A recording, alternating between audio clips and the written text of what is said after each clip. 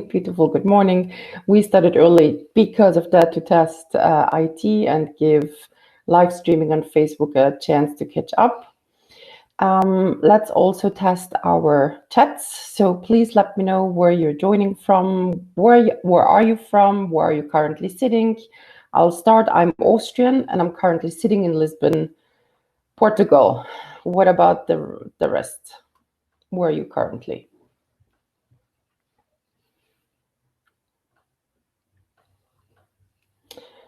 Good. We have Warsaw, Milan, Germany, Pürstadt. Good morning from Austria.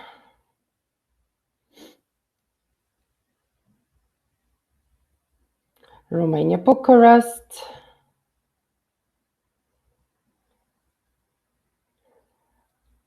By the names, I'm sure there are more Italians. Mönchengladbach, Germany. Good morning. We have somebody from Warsaw. Okay.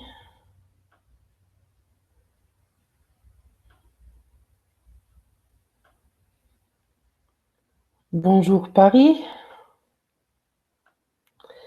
I believe I've also seen some Hungarian names today. Cześć, bonjour. Okay, good. So international crowd. I believe I've seen also somebody from the United States joining. Milan, perfect. Okay, international crowd. Switzerland, fantastic. Welcome to the fourth and last module of our job search support webinar series. Today we'll talk about ACE online and offline interviews. Okay, and here we have Copenhagen and Dubai. Fantastic, thank you so much for joining. My name is Sandra Bichl, and 10 years ago, in June 10 years ago, I founded Career Angels.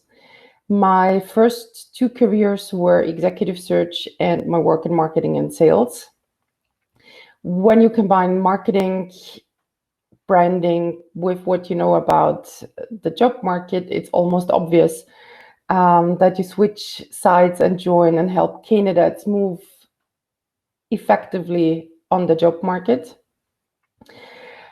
What's important for you to know about Career Angels and what we have been discussing all along during all those webinars is our methodology.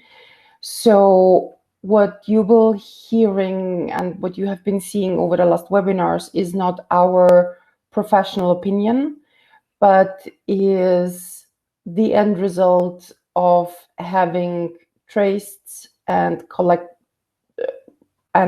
data of how over 5,000 headhunters and almost 20,000 decision makers react to candidates and how they actually react.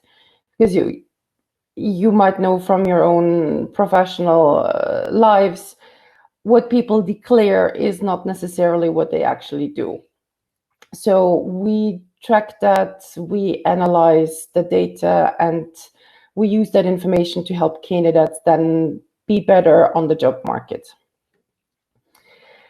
About today, please do take notes. The presentation will not be made available, and it doesn't matter how often you ask, so that will not change. It will, however, be recorded. It will be interactive with exercises, and if you have any questions, please use the chat. And if you're joining live on Facebook, please use the comment section. I have somebody from my team referring the questions then here in the Click Meeting chat. So, COVID-19. Due to the virus, we went from an employee market to an employer market overnight, which means that there are more candidates. There's more supply of candidates than demand, meaning there are less open and ongoing recruitment processes.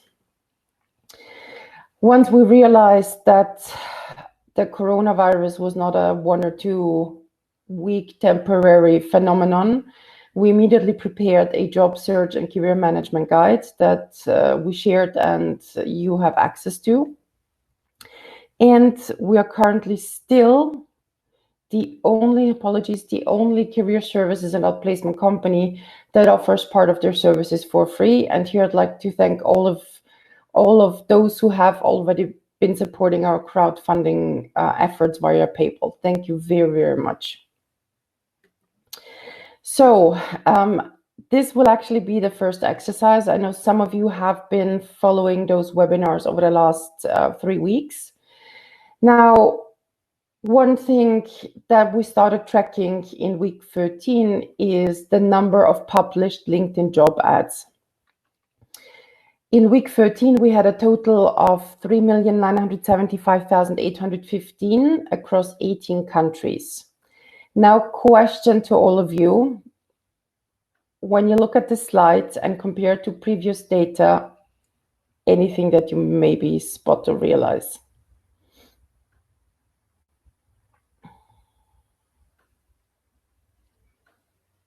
Okay, Thibaut has an idea. Jobs are coming back. Exactly. Thank you for spotting that. That's good news. It was worse last week than this week. So we have regained 150,000 recruitment processes based on LinkedIn. Again, I repeat it every week. It is not a perfect KPI. Doesn't mean that all of those recruitment processes have been put on hold or canceled. Some moved to local, cheaper job portals, alternatives, but we can already see 150,000 have come back. So let's look at it. Yeah, so we have, it's not like yet the pink, bright smiley, but it's a good start. It is a signal. So overall, we now have 150,000 job ads back. Looking at then in week 18, we extended that to 36 countries. And you can also see here, if you look closely, it's the first time in 6 weeks that we actually have an increase in job ads. So we have an increase of 2.95. And here it is again, sorted. Here we compare week 18 to week 19. If we look at week 17 to 19, it is a drop, but the trend, the potential trend change is definitely here. So I'm starting today with good news. Okay. Again, where are we today? Sandra's writing, spoke to someone yesterday. Their boss said to quickly put out all the jobs they want to recruit for before the company declares a freeze in overall recruitment. That's one way to go about it. So we said, and for those who joined for the first time, a little bit of context, there is something called a job search strategy. Step number 1, define your goal. Make sure you know how to position yourself as a candidate and know your unique selling proposition. We discussed that in module 1.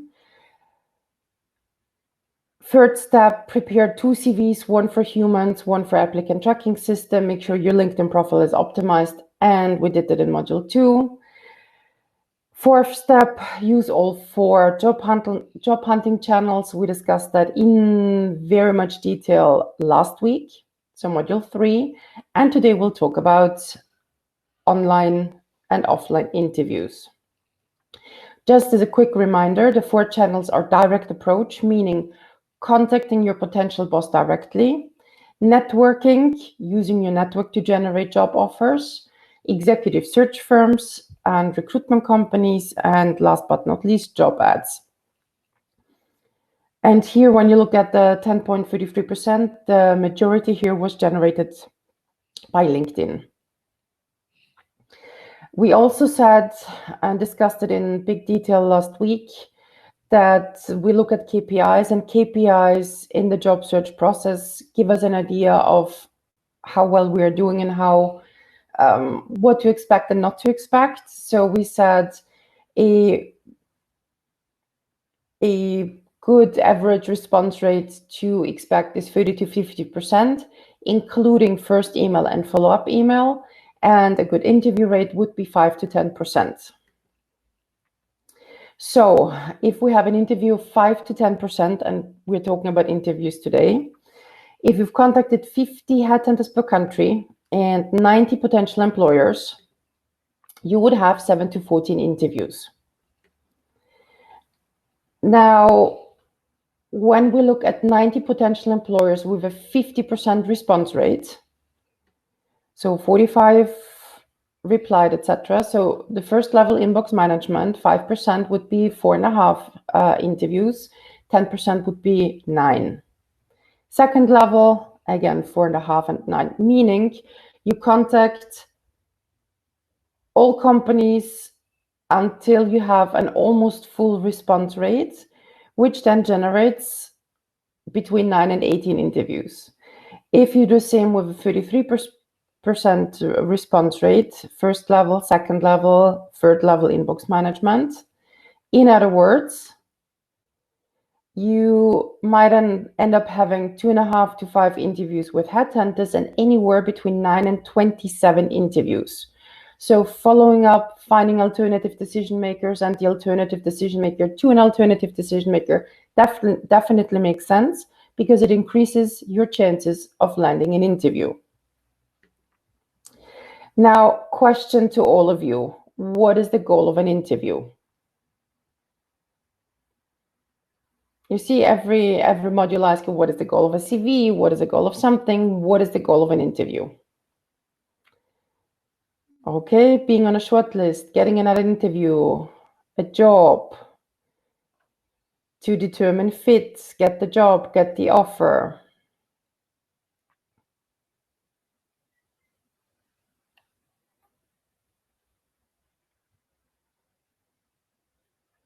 Let's see, 4 more people are typing. To get the second interview. Screen candidates showing the perfect fit with the job. Okay. What the goal of the interview is, if you've watched the last 3 webinars, you should know that my standard answer is it depends. And I'll give you an answer to what the goal of an interview is in about 50 to 100 slides. So when we look at interviews, we need to look at 3 stages, the interview stages. We have the before stage, during interview stage, and after the interview after interview. And the webinar today will be split in those 3 stages or phases. So before the interview, get invited. Now, this might seem a little bit funny when I say it, but actually respond to emails if you're a candidate and check your spam folder.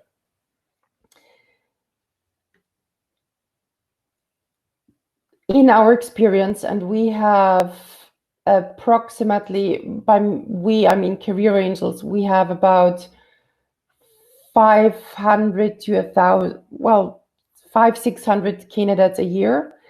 29 to 34% of our candidates do not reply to a positive response that they have been invited to join the recruitment process. And please note, we don't invite candidates after 2 weeks of having applied. It is our internal KPI, and we are usually able to stick to it, that candidates receive an invitation to join the recruitment process within 24 to 48 hours.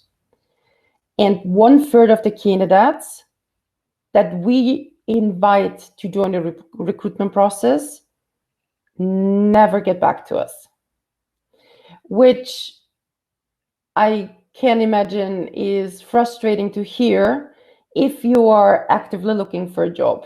So there are 30%, and talking to recruiters and HR people in other companies, they share similar statistics. Now, question to you: how many candidates do you think do not show up for an interview in percent? And here I might add, they themselves have chosen date and time, and it's online. Okay, depends on the industry. 30%, 20%. Well, For us, it's 15%. And other HR professionals have confirmed these statistics. It's anywhere between 30 and 60%. So actually responding to emails, I mean, half of the success is actually showing up, and showing up might mean responding to an email. If you're actively looking for a job, do check the spam folder. Simple, be engaged and continue along the stages. If you're invited to do tests, please do them. The more senior the candidates are and the more senior our own clients are, the more they complain about having to do, I'll use their phrasing, stupid tests. Now, a lot of candidates think that going through tests makes them less of a manager, or at this height of their career, they shouldn't be doing it, or that they prefer to speak to a human. The thing is, tests are more objective than any human will ever be.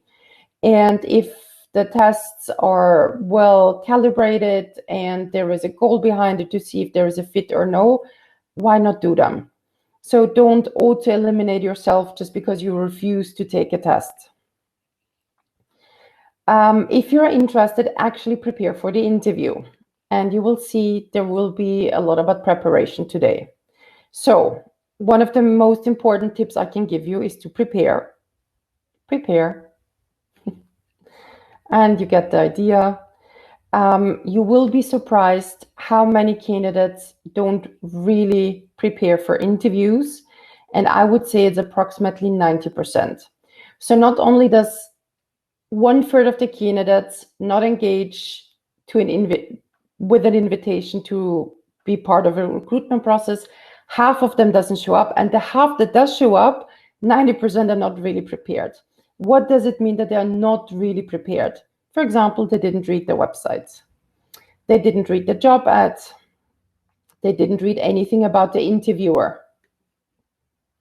They didn't read anything about the industry, which is particularly important if you are the one changing industries. They didn't read the briefing. And reading passively is one level, but having read a website doesn't mean that you've learned it by heart, that you can have a conversation about it. So reading would be the bare minimum. Knowing would be even better. Why don't candidates prepare? Lack of time, lack of motivation, the attitude, I'll wing it, I'll make it work, I'll improvise, can't be too difficult. I've been interviewing for 2 weeks now, I know what to do. They rely too much on charisma and experience, which is an often a sin practiced by the most senior of managers. They rely on having conducted interviews themselves, and here they forget that interviewing somebody is not the same as being interviewed. So how do you properly prepare? Read everything you can, research on the internet, and ask your network. Know the most important relevant bits by heart, and ideally be a good conversation partner, have something meaningful or of value to say or contribute.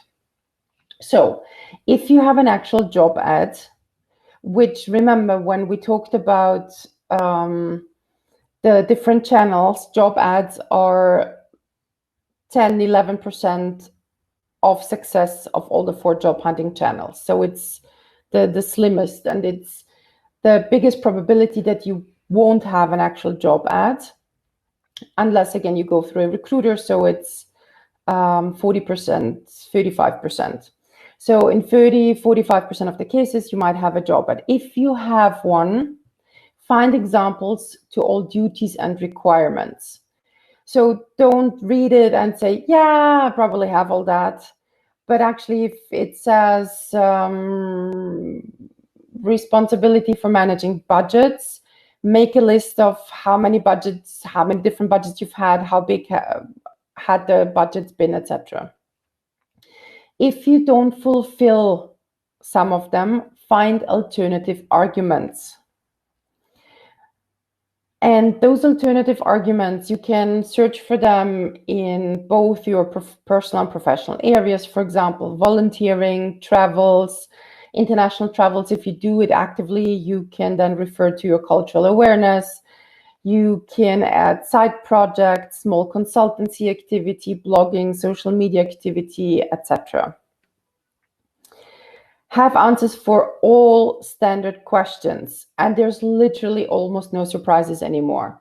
Even Google, that used to be known for asking very creative questions, they themselves have said, we don't see a link between performance in answering creative questions and performance then on the job. So when they have withdrawn from that approach. And there is a list of standard interview questions. And if they're predictable, why not prepare for them? If you don't know how to answer a standard question, Google it. And one thing, especially if you don't fulfill one of the requirements, challenge the requirement and ask yourself, why do they expect candidates, for example, from an international consulting firm? Why could that be important for the potential employer? Could it be that that would indicate that your language skills, your foreign language skills are better? Maybe it's a matter of quality, processes, etc. And you can use your thinking and reasoning to talk to the skeptic before he speaks to you. And what I mean by that, I'll show you in about 100 slides. Okay, so we're still in the before stage. And to continue talking about interviewing, we need to first look at the differences between online and offline interviewing. And here a question to all of you. What would you say are the two biggest differences between online and offline, aside from the fact that it's not in person? What would you say, looking at the interview structure, types of questions, I don't know, where would you see maybe there are none? So some of you might say, well, there is not really any difference. I'm curious to see what your experience has been. If you've been interviewing in the last weeks, what differences have you yourself observed? Okay, that's a very good one. It's harder to read emotions. Difficult to build a connection. Body language, correct. Online is shorter.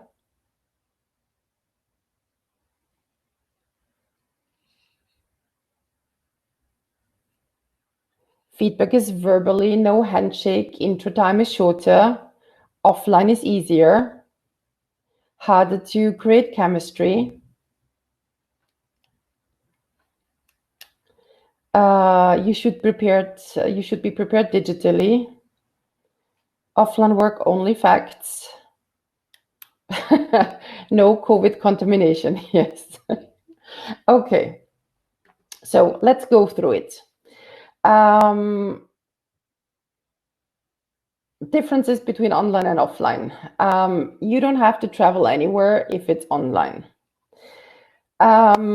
My colleague Valeria calls it a Skype line, so you need to be well dressed until the end of the camera. So clothes, you still need to dress, but only at about 30%. We don't have a handshake. We can't, perfumes here mean smell. We can't smell the other person. So even the biological chemistry isn't there. There is not really the coffee, tea, small talk phase. And by not really, some might be able to squeeze in small talk at the very beginning, but it's definitely shorter. As for the rest, we still have a first question, we still have standard questions, we still have an end of the interview, and we still should be sending the follow-up email. So because we don't have to travel there, we don't really have to dress up and wear uncomfortable high heels, for example. We don't handshake, we don't make up and use perfume, etc. a lot of people, a lot of candidates have the approach to say, oh, because I don't have that, I just turn on my laptop and I'll go. What happens when candidates have this approach? I'll simply turn on my webcam and I'll start with my interview. Now, with that, what happens is that the majority of candidates are late online because they can't log in. They need to install something. The software needs to update. They can't find their headphones. They need to plug in the laptop to charge. Because they're not using their own laptop, they don't know where to click because they're now on the daughter's, for example, computer. They can't find your Skype user. The microphone doesn't work. The video doesn't work. There is a bad internet connection. The candidate is not seen well or heard well because of an echo, because there are no headphones. So there are so many things that can go wrong. So here really, and there is a simple solution, create appropriate conditions. So instead of putting time into commuting, traveling, dressing up, etc., you make sure, and the time is probably comparable, shorter but comparable, you make sure you create appropriate conditions. You test everything that you can test. And here, an example, we did have fun preparing that material. You can see how creating appropriate conditions changes how you are potentially seen as a candidate. Question to all of you, what are the best? Which of the photos is the correct one? Thank you. Thank you for noticing. I think Julia says 1. Actually, 1 and 7 is the same, with the difference that I have tilted. I moved the desk slightly.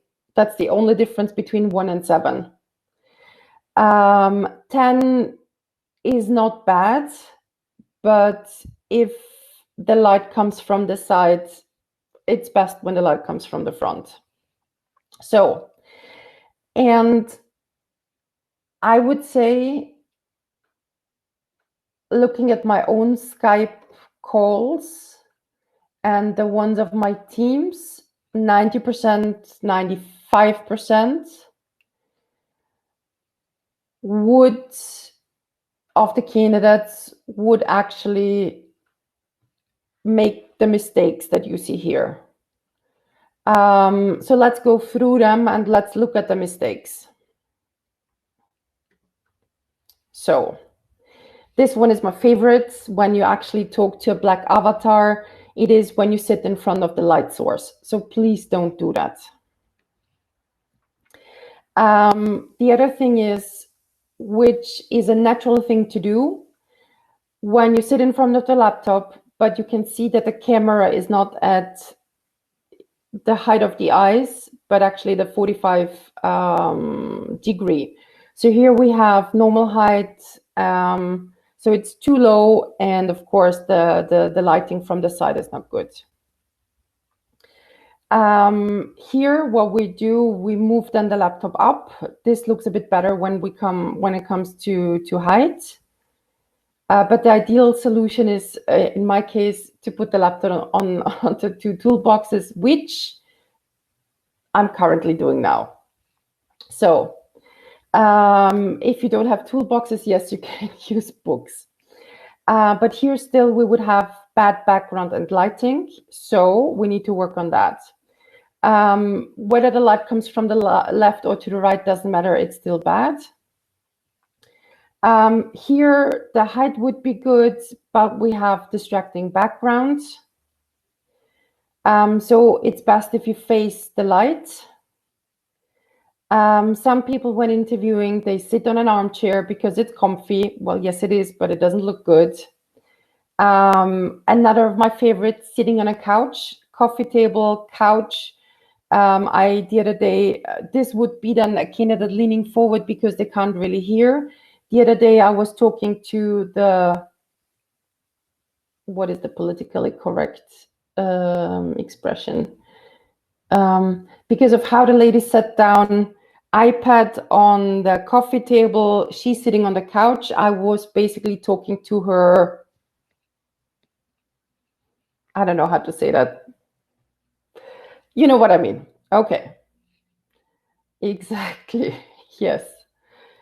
Then holding the phone. So big recommendation, only use a laptop.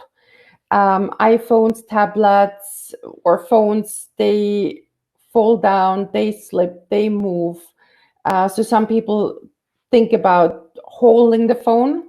So this would be holding the phone at the bottom.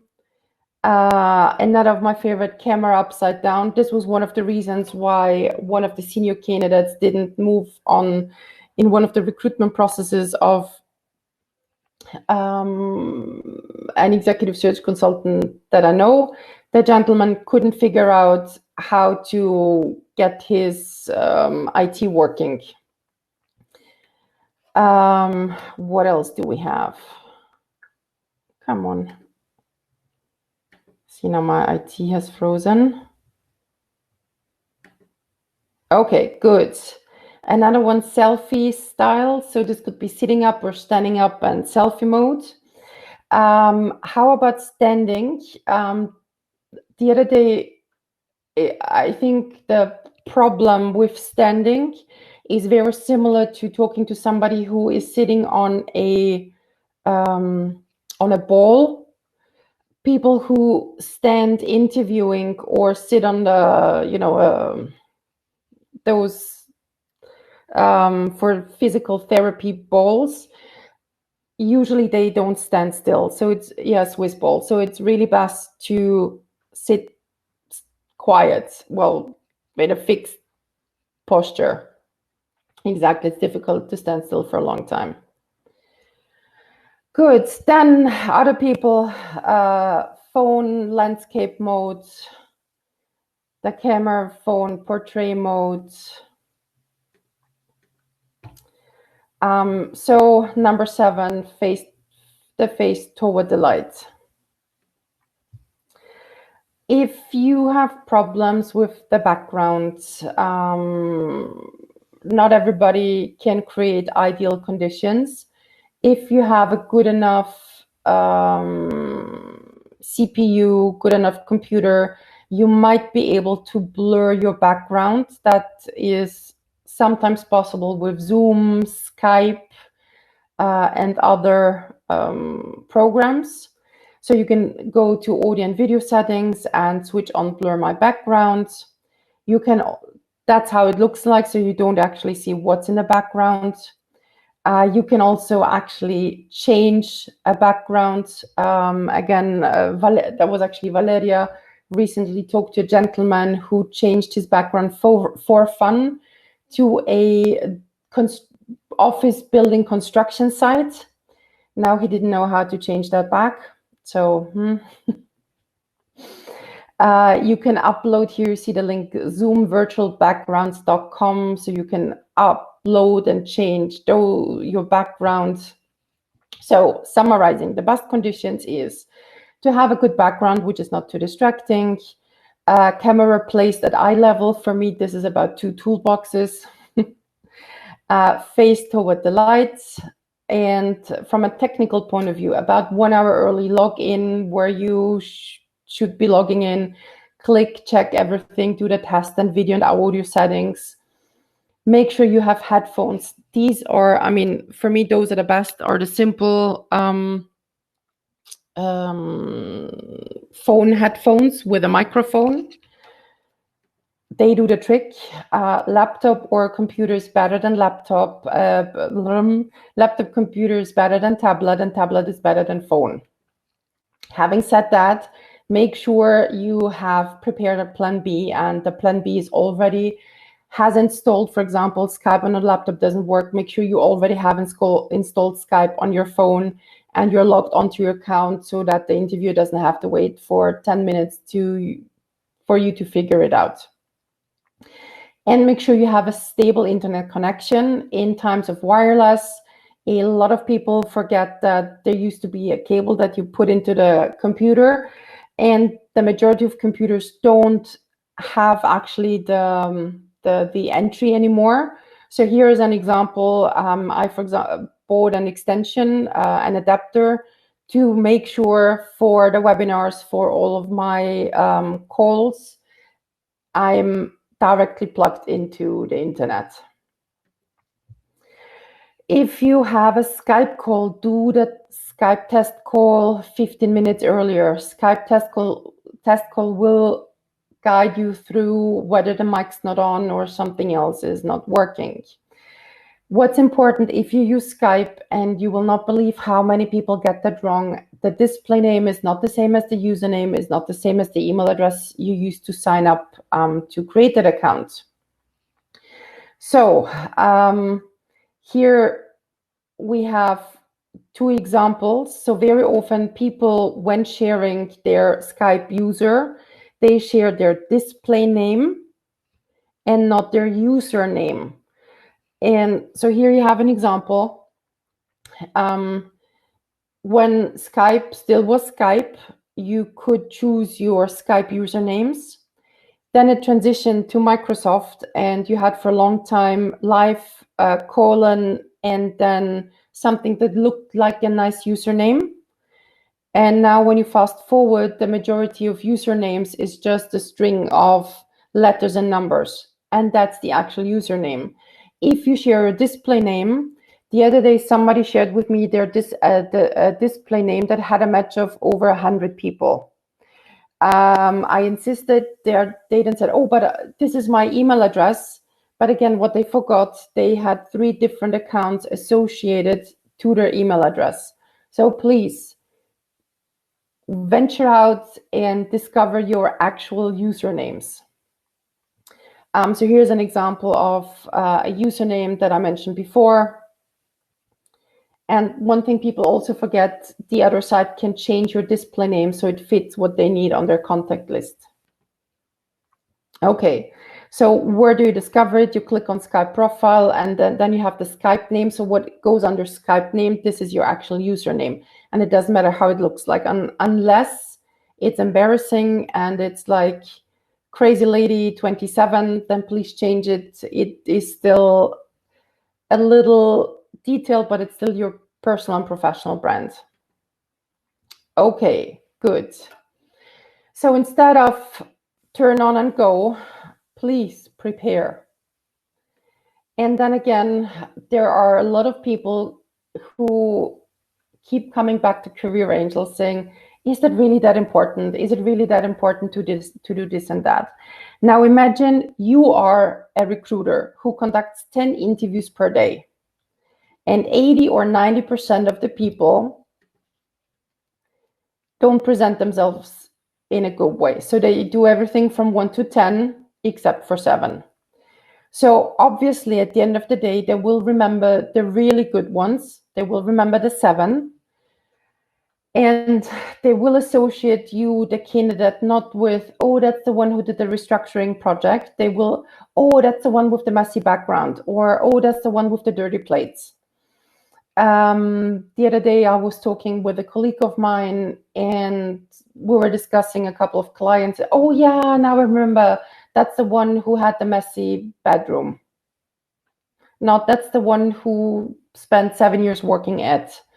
So is that really something that you want people to associate you with? And again, is it really that important? Well, what would you think of a candidate who is 50 plus and who can't figure out how the camera works, but tells you, no, I'm good with technology and I can do a digitalization project?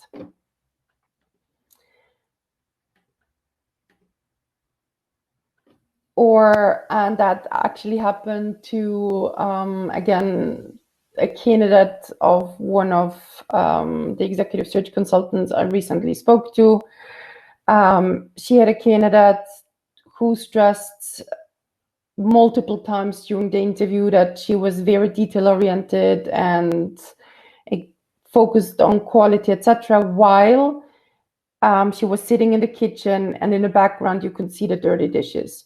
Now, this is not about the fact that she was interviewing from the kitchen. We all understand everybody has different conditions, and not everybody has a mansion where every single family member has their own room and their own office, etc.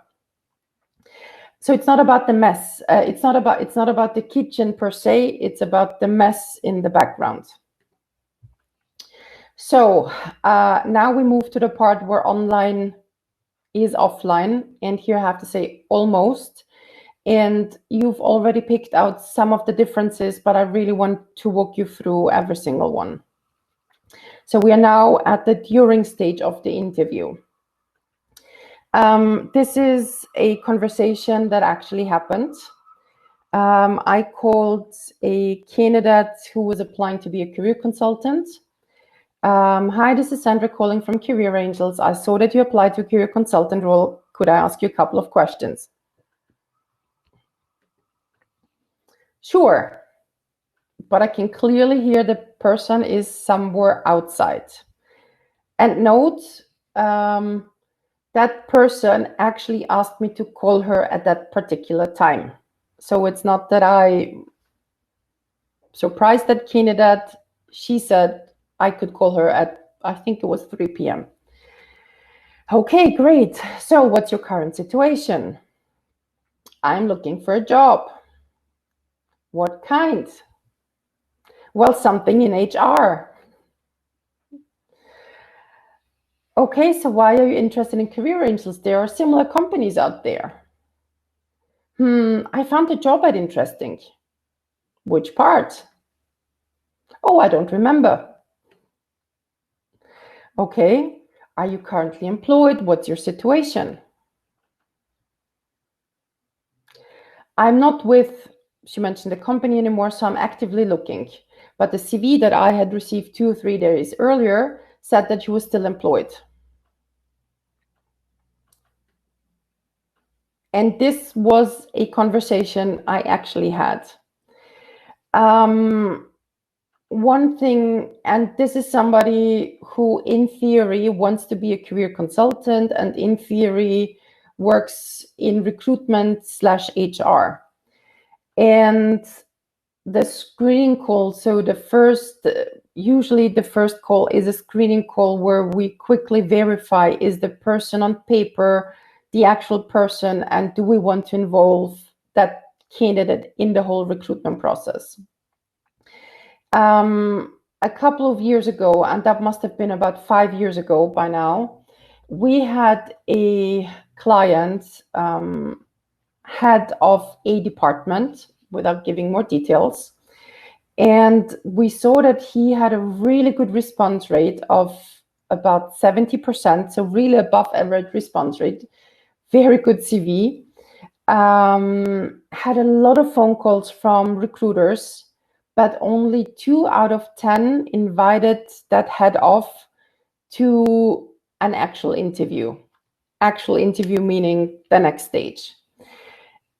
And that ratio of only 10 or 20% getting to the next round, we said something's wrong here. So one of my colleagues, who that head of didn't know and wasn't familiar with the voice, called him pretending to be a recruiter. And he was doing really well over the phone for the first 7 minutes. And then the, let's say, fake recruiter asked, so what are your salary expectations? And he said, well, in my last job, I was making 10,000 euro per month. And if only he would have stopped talking there. But I'm currently getting a divorce. And 5 minutes later, we knew about the divorce, the settlement, that he's trying to sell an apartment, So frustration, pure frustration. So we then implemented a mandatory screening call check for almost all our clients to make sure they don't burn opportunities that could result in really good recruitment processes. So how you talk on the phone is, and how you answer the screening calls is super important. So here is a version of how this call could have gone. Hi, this is Sandra calling from Career Angels. I saw that you applied to a career consultant role. Could I ask you a couple of questions? And this is my recommendation to every single one of you. PCC is actually potential career consultant. Could you please be so kind to repeat who is calling, what company? Make sure you get the details of who is calling from what company. And even if they have to spell it out, make sure you know who you're sharing, sometimes confidential, very personal or personal details with. Once you have that, oh, it's Sandra Bichl from Career Angels, would now be a good moment. And this is my second tip. Could we please speak in 30 minutes? I need to find a quiet spot. Quite quiet, okay, spelling mistake, sorry. To be able to concentrate on the conversation. So whenever you have a spontaneous screening call, say, yes, we can talk, even if it's just to buy 10 minutes or 30 minutes. Ask to reschedule the call by 15 minutes. Why would you do that? Because then the potential career consultant can read up on Career Angels, can check their inbox. Okay, what was the what's been the recruitment process so far? What's been the email exchange? What does the job ad look like? Who is Sandra Bichl? And then when I do call half an hour later, hi, this is Sandra calling from Career Angels. Could I now ask you a couple of questions?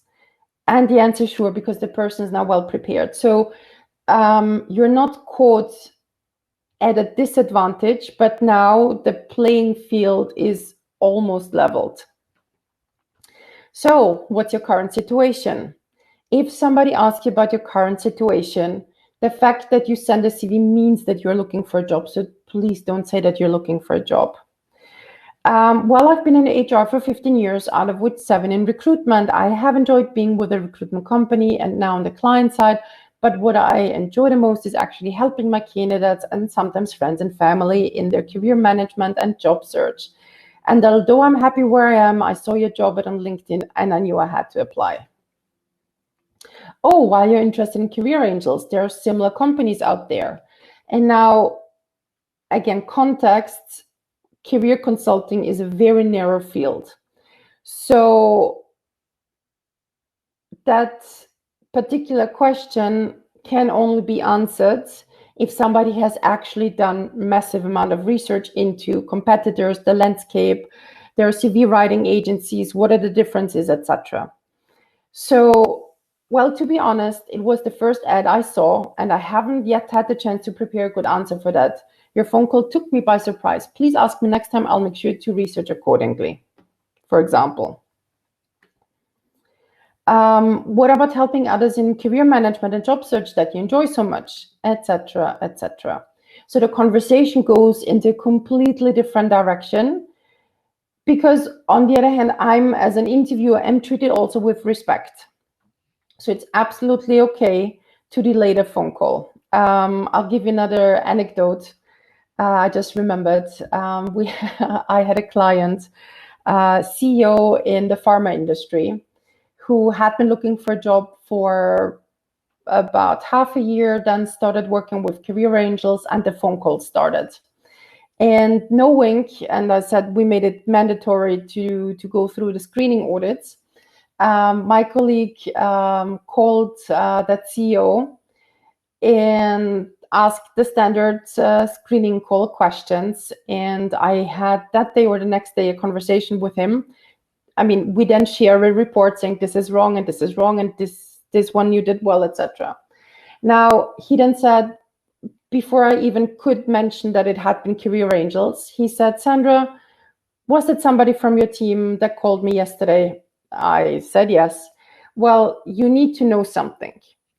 And I understand that when people look for a job and there's finally activity and interest in you as a candidate, you get excited. It is an emotional process. So he said, well, actually, when I got a phone call, I was in the shower. And I saw a number I didn't know. So I immediately jumped out and started talking. I know I shouldn't have done it, but I was so happy that somebody called me. So then I did my best to answer the questions. The last question was about the salary expectation. I just said the first number that came to my mind. I hung up, and then my wife screamed at me from the other room and said, "You should have said 20,000 more." And again, it's the emotions. So my recommendation, if they catch you driving in an elevator outside, please delay the screening call. Okay. So, and that brings me to the 4 levels of interviewing skills when you look at during the interview. So we have, which I would call basic bad interviewing. Then the second level would be basic good interviewing. 3, strategic interviewing. 4, CWARB, strategic interviewing with active relationship building elements. So now that we are on an employer's market, it's not enough to be at basic good interviewing skills. So basic bad interviewing skills can actually be shown by this illustration. An interview is not an interrogation. We like calling it ping-pong style: question, answer, question, answer, question, answer, question. You get the drill. So this is the worst kind of interviewing, where it's not really a conversation, it is really an interrogation. So what we want to do is move from the basic bad interviewing to the basic good interviewing. So every interview starts with the first question, and by first question I don't mean was our office easy to find, or how's the weather in where you are currently sitting.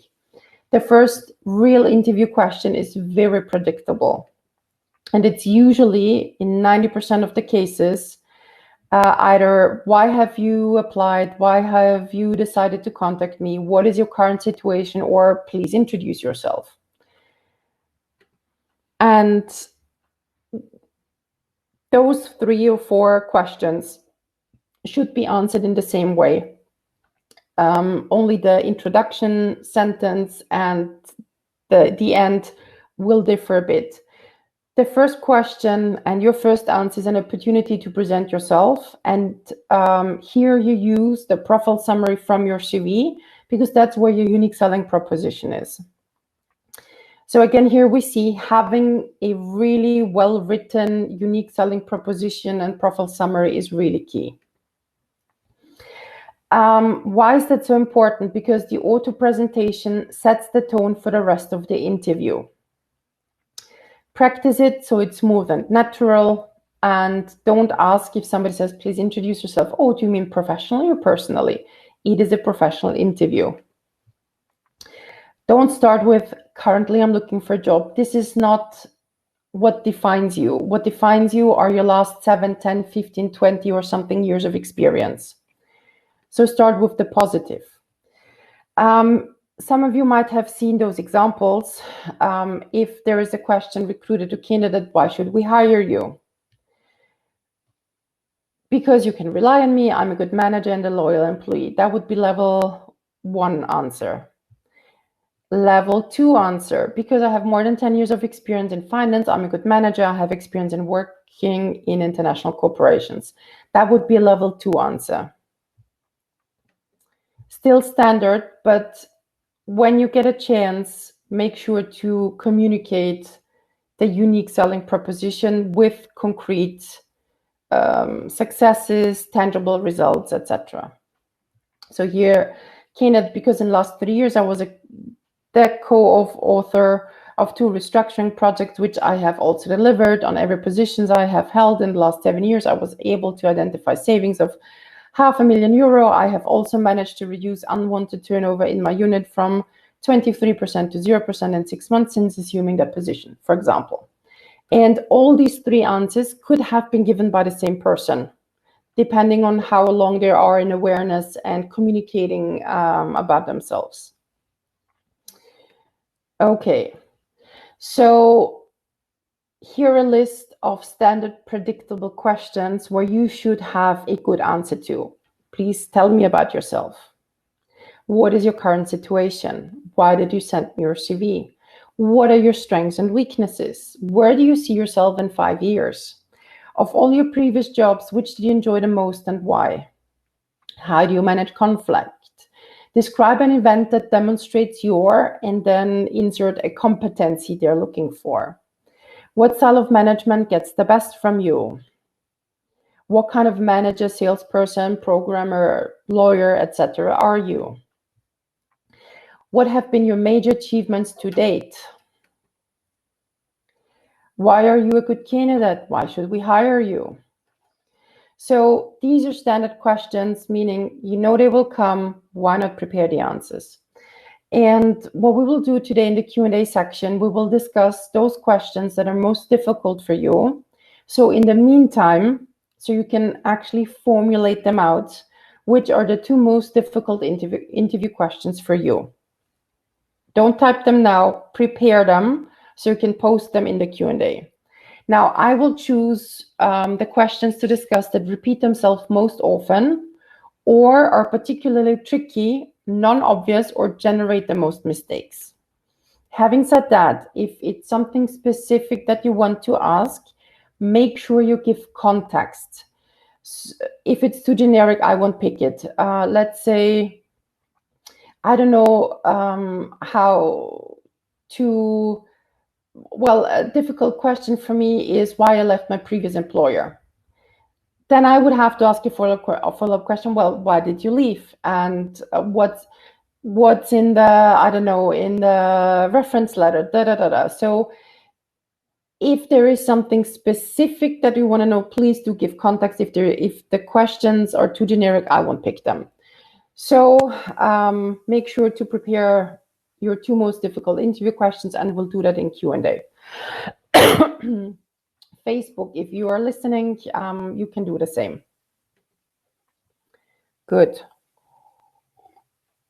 One of the standard questions, and a question that you can definitely expect, is how much do you want to make?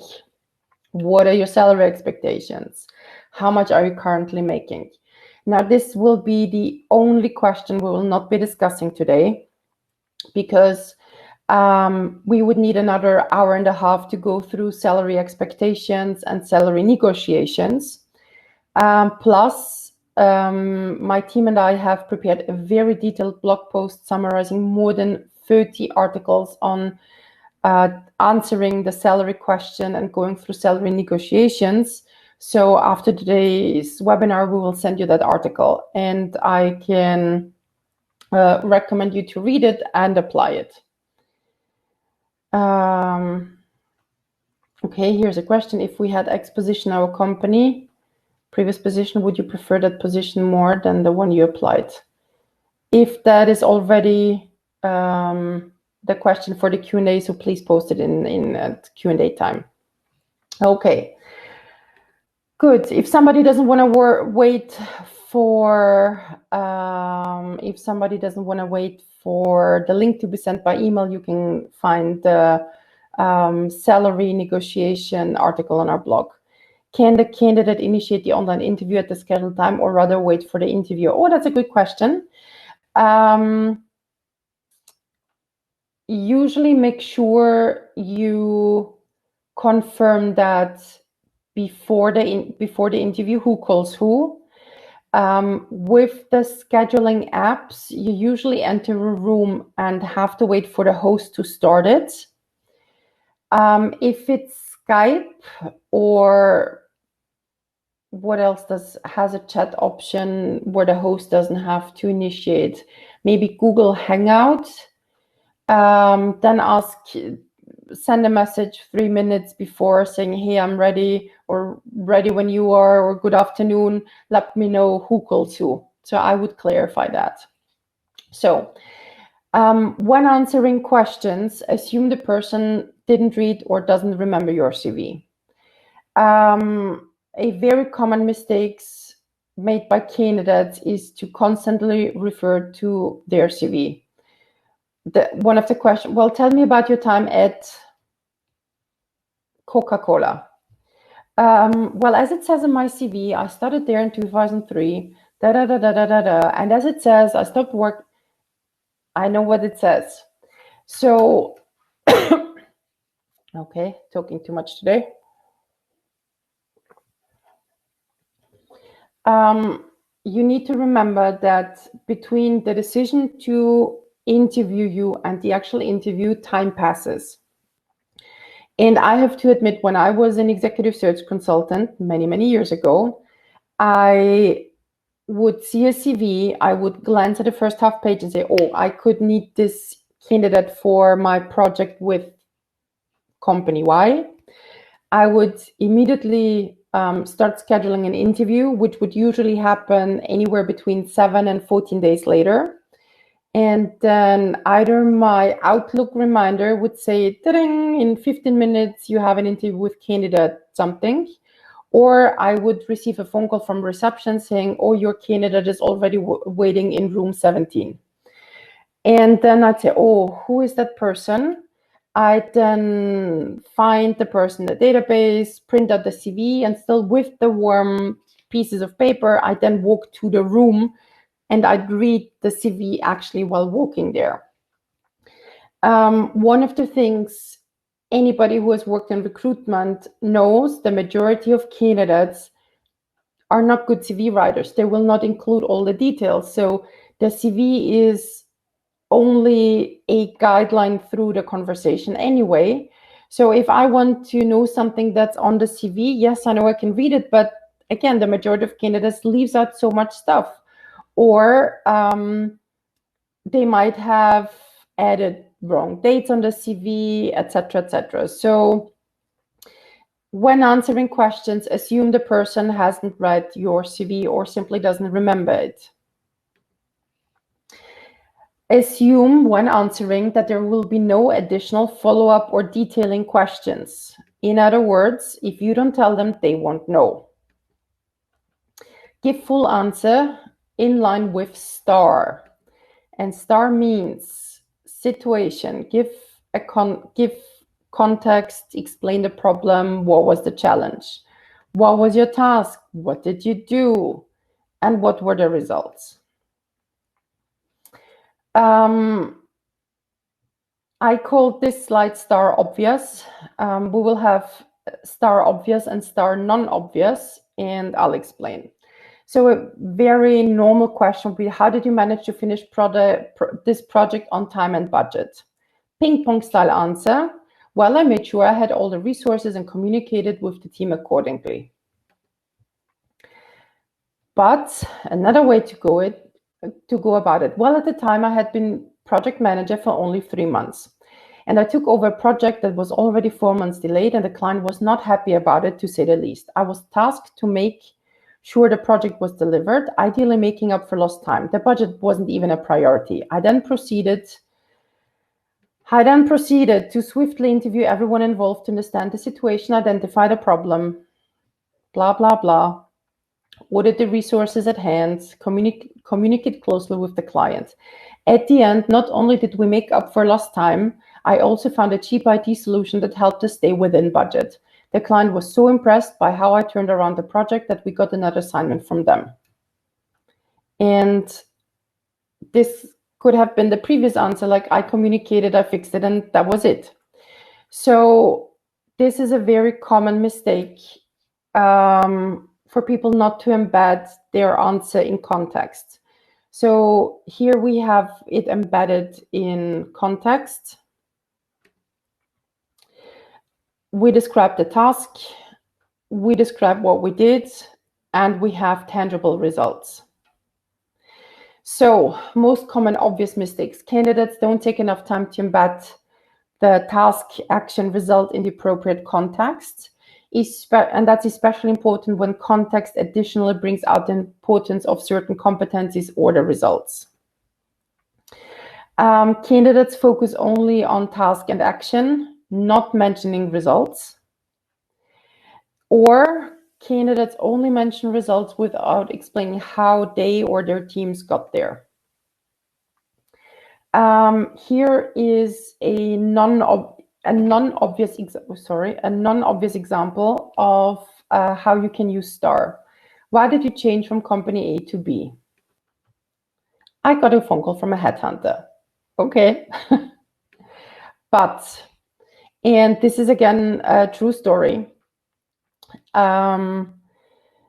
We had a client. Company B was located in a different country where the candidate had no previous experience in. So the change from country and company A to B was something special. And here we give context, and this is actually true. So one thing you need to know about country B is that country B has long been a favorite travel destination of mine. I've been going fishing there for more than 10 years every summer. Every summer I had taken my family there.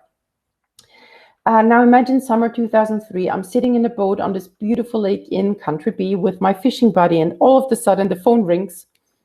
An executive search consultant I had known for years called to ask if I was interested in moving to country B for a job he had seen on the internal job board for clients. So the executive search company was not actively sourcing candidates from other countries, but because of what they knew, they thought they'd pitch in their own candidate. Of course, I said yes. I went through the entire interviewing process, and because I had been with company A as a head of something for already 5 years, and I had just delivered XYZ, it made sense. Plus, although I was based in B, I was still responsible for my previous region. And this was the sentence, oh, a headhunter called me. And I'm sure everybody now imagines a guy on a lake in a boat answering a phone call. Here's another example of how you can use star in a non-obvious way. How do you deal with conflict? Usually, again, is more often a ping-pong answer. I actively readjust my attitude during conflict situation. This means, so we have the philosophy, and usually candidates only give the philosophy. But here, my recommendation is to also say, let me give you an example. And then you have the star, you give an example in star style. Okay. Non-obvious star tips. A lot of candidates confuse good storytelling with blabbing on. You can sneak in important aspects of your professional experience and competencies. Let me go back a couple of slides. See how here the candidate said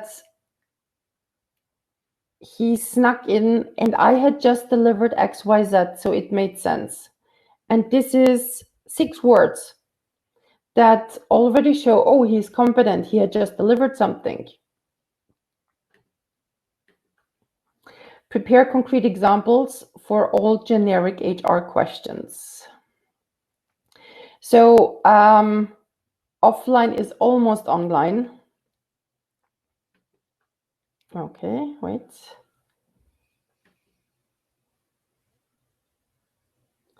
So where's the difference? When sitting in their own comfort zones, candidates often get too comfortable. They don't control their own body language. My favorites are, the other day I spoke to a CEO who was so super relaxed, and he put up one of his feet on the chair and started hugging his knee. Another one who was interviewing from home basically started lying down on, they pay less attention to the interviewer's body language. And here the majority of you have already said it, it's much more subtle. The signals are more subtle. It's much more difficult to read emotions. You need to pay much, much more attention. And one of the things, and we've spoken with executive search consultants about that, they see that, or their impression is that candidates who are being interviewed online listen less attentively for some reason. So they talk more, but not necessarily to the point. So this brings me now to the third level, strategic interviewing. Before every interview, ask yourself, what is the goal of this interview? Remember about 150 slides before I asked you?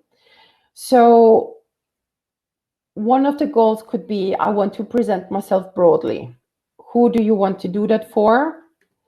For a headhunter or in front of a headhunter who invites you to an introductory interview. The goal could be to get into the next round. So from headhunter to HR or from HR to the business side. It could be to demonstrate your added value. And that's what you do when you speak directly to the business side. And you need to remember your interview goal in context of the company you're interviewing with, the industry, the market situation, the interviewer themselves, the channel you use to generate the interview. So it gets complicated. You have to remember a lot of things. So strategic interviewing then takes that, you think about that, and then you ask yourself, what are the 5 most important things the interviewer should know about me within the first 20 minutes? And you make a list. Now, usually it's 3 to 5 most important things. And why 20 minutes? The thing is, if the interviewer doesn't hear what they need to hear within the first 20 minutes, it might not take longer than 20, 25 minutes. So here an example. We ask one of our clients, so what are the most important 5 things? So here we said digitalization experience, complex projects, especially for something, remote leadership in multicultural teams, MBA with specialization in digital, fluent in the local language and English and German. So let's say those are the 5 most important bits. And yeah, now let's say we are now on interview question number 5, and the candidate is asked, why did you move from company A to company B? Again, this is one of the most predictable questions, interviewing questions, to understand what motivates the candidate. So here the answer would be a star. In company I did this, and because I had completed, blah, blah, blah. And I would get the opportunity to do a full digital project, not only for one department, but the entire organization. And then question number 6 is, what are your strengths? And I've just talked about digitalization project. So what about your strength? And then I go back mentally. The candidate goes mentally back to their list of 5 things and checks off, okay, did I talk about digitalization? And I just talked about digital. So digitalization, no. Have I mentioned complex projects? Yes. But I haven't yet mentioned my language skills, and I haven't mentioned yet this. So when they're asked, so what are your strengths? That in that case, the person would answer, well, one of my strengths are my language skills, the fact that I have an MBA, and the third thing that hasn't been mentioned yet too much. Let's assume the 6th question is, what would your current boss say about you? Oh, my current boss would say that he or she appreciate the fact that I speak 3 languages, that I managed to complete my MBA, So you get the idea. So strategic interviewing is making sure you communicate what's most important about you and your professional profile in the first 20-25 minutes. Okay, moving on. Talk to the skeptic before he speaks to you. I mentioned that, explain that. What does that mean? It is a marketing tactic where you address obvious weaknesses or missing companies up front before the interviewer gets a chance to challenge it themselves. Why would you do that? It shows awareness and it shows maturity. To give an example, again, real examples. I had a client who was an ultra competent CFO. She was absolutely amazing, but she looked like 21. And she knew that was a problem and that had been a problem in her career. So what we worked on and the solution we found, aside from making sure she chose the right colors and how she would dress for interviews. So instead of looking 21, she might have looked 26. But when then meeting somebody, she'd say, nice meeting you. And yes, I'm actually the CFO. Although I look like a first-year student, I've been in member role for the last 7 years and I managed $2 billion in equity. And so we catch the interviewer for the first 15 minutes until the interviewer himself brings it up. You help the person get it out of the system. So then the interviewer will not sit in front of somebody who looks like a kid going, maybe that's the wrong candidate. Maybe, are you sure that's a CFO? So you know what I mean. Another example, competent manager with rusty English. Yes, thank you very much for inviting me. I have to say I'm a bit nervous. I used to work in English for every day for 10 years, meaning the competency is there. And now, even after this short break, preparing for this interview, I realized how rusty my English has become. I immediately signed up for conversation classes, meaning the competency was there. I'm now not that good anymore, and I'm already working on it. I have already signed up for conversation classes. So again, it's a non-issue, and the interviewer doesn't have to spend 20, 30 minutes wondering, will this person be able to improve their English or the competencies there? Another case, requirement of having worked in an international law firm, consulting firm, agency, etc. So again, I said challenge. Why could that be so important, especially that you have all the other competencies?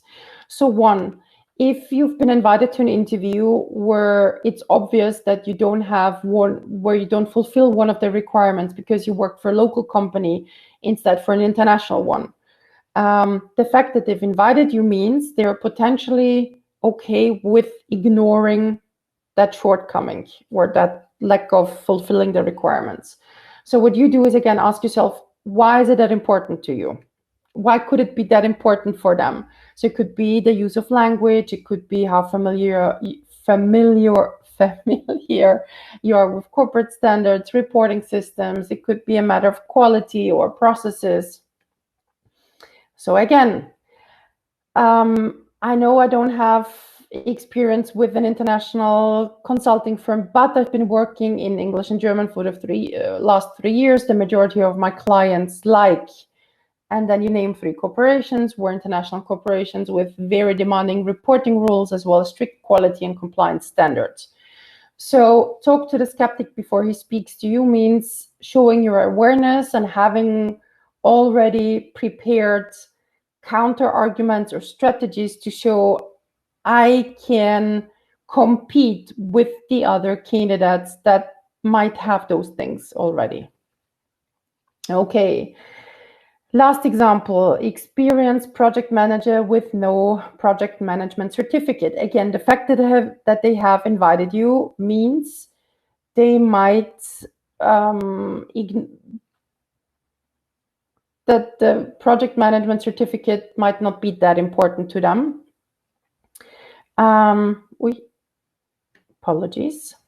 So, candidate, I saw the prerequisites. I saw that the prerequisite are Scrum and Agile certificates, which I don't have, and I have to say not yet. Although I've been using both methodologies and practices in my own teams for the last 4 years, I understand that the confirmation of my theoretical knowledge is important. I have already signed up for the necessary exams, for example. And now, see Warby. very user-friendly acronym invented for you. Strategic interviewing with active relationship building elements. What does that mean?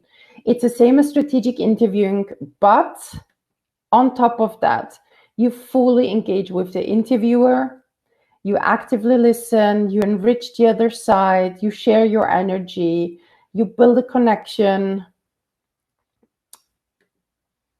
and you are able to build rapport.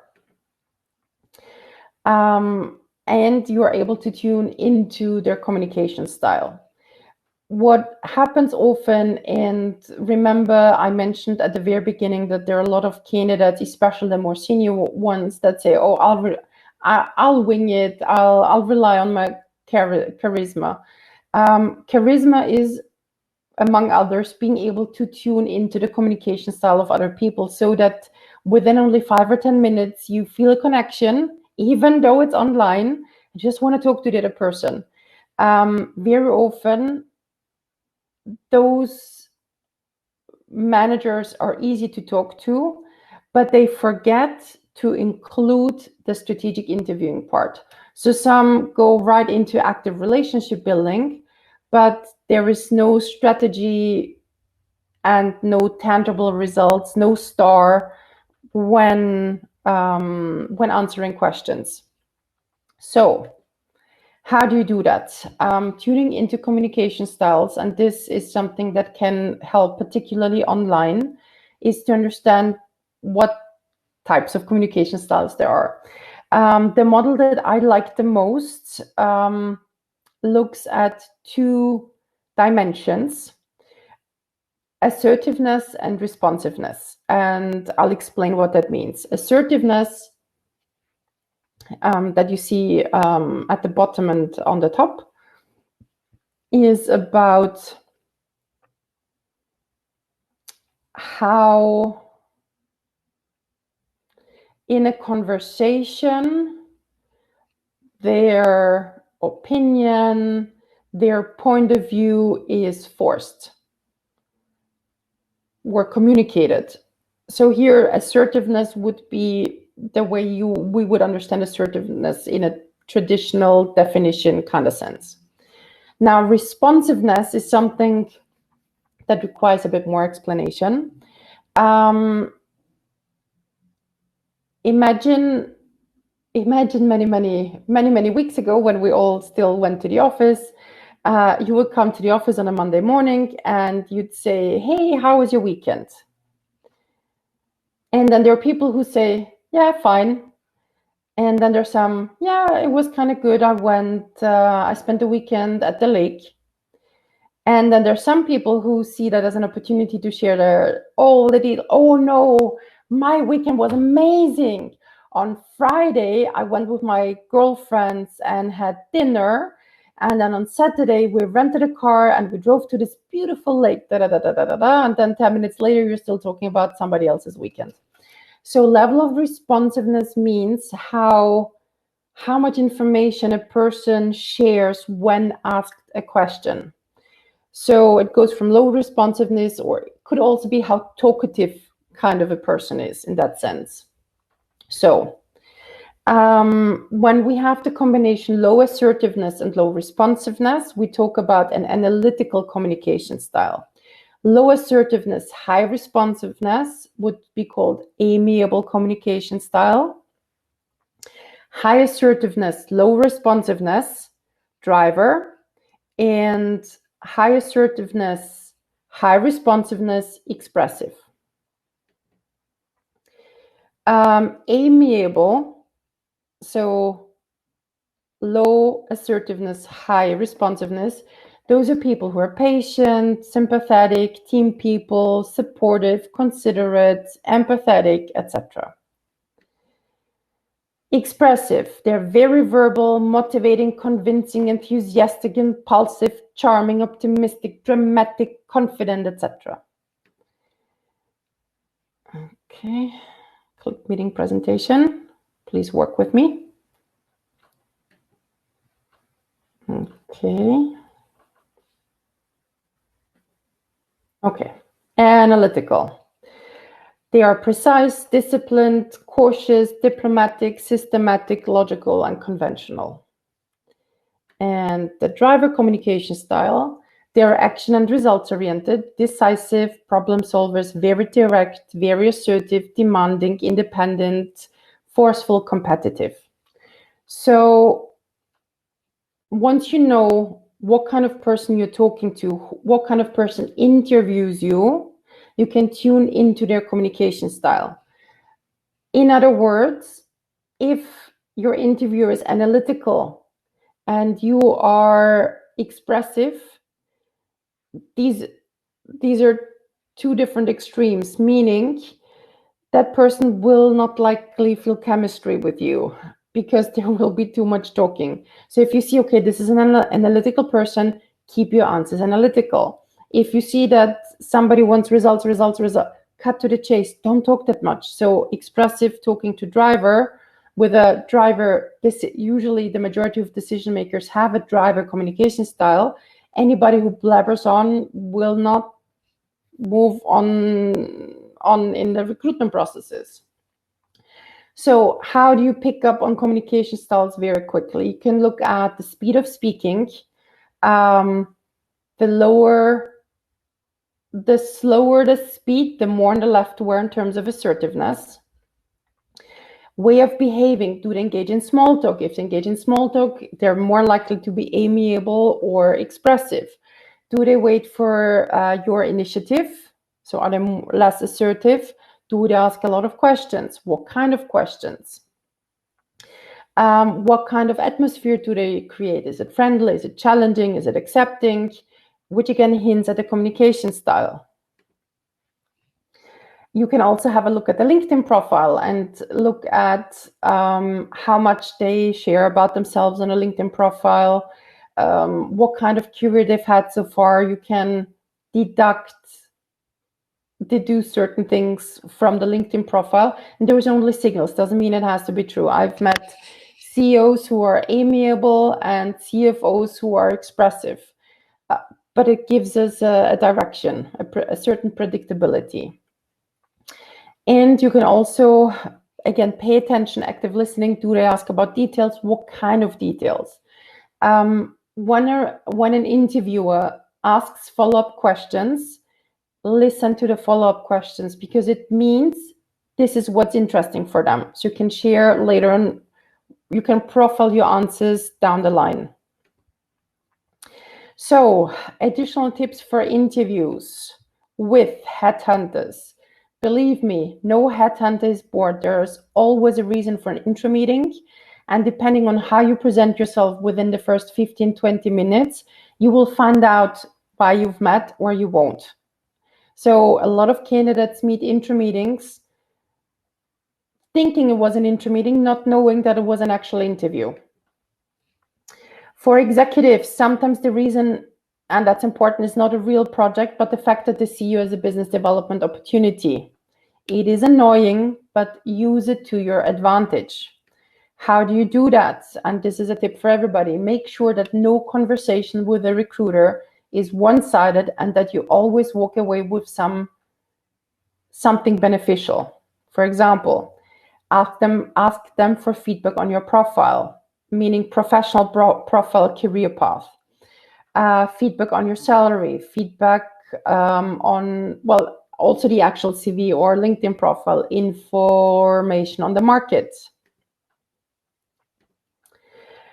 info on open recruitment processes. And here I have to say this will depend on how well you do in building a relationship, a connection during those 20 or 30 minutes. So at the end of the conversation, when somebody said, do we have any questions? Yes, actually, what do you think about the current market? Well, what kind of companies are currently recruiting? If you've managed to build this connection, more often than not, a recruiter will say, yeah, actually, we didn't win a project 2 weeks ago. It was a head of sales in XYZ. Why don't you try it there? So if they like you, they'll help you and they'll share details. Having said that, don't believe everything you hear. To give you an example, we had a client, CEO, who had just started out sending out CVs to 100 headhunters approximately and 90 companies. And the first headhunter who called that CEO, and then the client called me immediately. And so I was sitting, I was back then living in Berlin. I will never forget that phone call. And I hear my client, Sandra, we need to stop sending out the CV immediately. By the time we had already sent out like 50 or 60 emails. I'm like, what happened? What happened? This headhunter from Prague called me and he told me that my CV is, and that the format is not acceptable and this doesn't work, And the CEO actually got a reprimand from one of the headhunters that the CV didn't fulfill standard format that particular headhunter, very much in mind embedded in the 90s, wanted to see. I calmed that CEO down. We talked about it. We talked about why particular that CV had to look different. And I was lucky to be able to convince that CEO to continue without any changes. And 6 weeks later, they were in 15 advanced recruitment processes. But had they listened to the recruiter, not really. Then we had an executive in the finance industry who had an almost perfect 100% response rate, which is very, very rare. And half of the headhunters interviewed her. So there was 10 executive search consultants in the same city, in the same industry, all of them specialized in finance.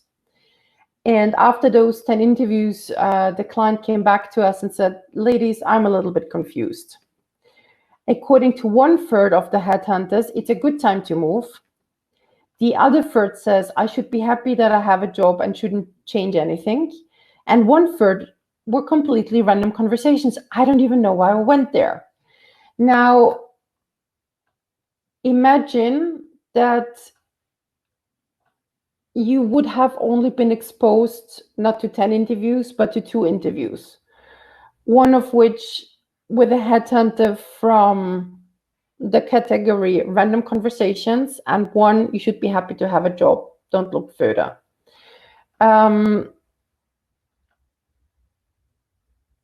Remember, and I do believe that every person who shared with our client their impression did so with positive intentions at heart. They wanted to help the candidate. They wanted to share what they see on the market. But some of them saw opportunities and some of them saw no opportunities. Maybe their sales wasn't good enough and that's why they didn't have any project currently. So don't believe everything you hear. Take it as a source of information and continue doing your own thing. Okay. Tips when talking to HR.